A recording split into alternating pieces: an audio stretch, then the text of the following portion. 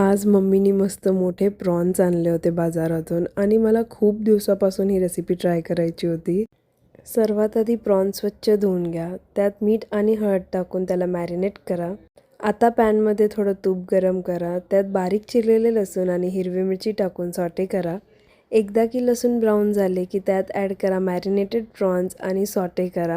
Prawns 50% cook झाले की त्यात ॲड करा बारीक चिरलेली कोथिंबीर, शेंगदाण्याचे कूट आणि अर्ध्या लिंबाचे रस. सर्व टाकून मस्त मिक्स करून घ्या आणि झाकून त्याला शिजवून घ्या. आणि रेडी आहे तुमचं स्पायसी, ज्युसी आणि क्रंची ठेचा प्रॉन्स. खरंच एक नंबर झालेलं. एकदम रेस्टॉरंटवाली फील येते घरच्या रेसिपीमध्ये. एकदम क्विक इझी स्टार्टर आहे. नक्की ट्राय करा.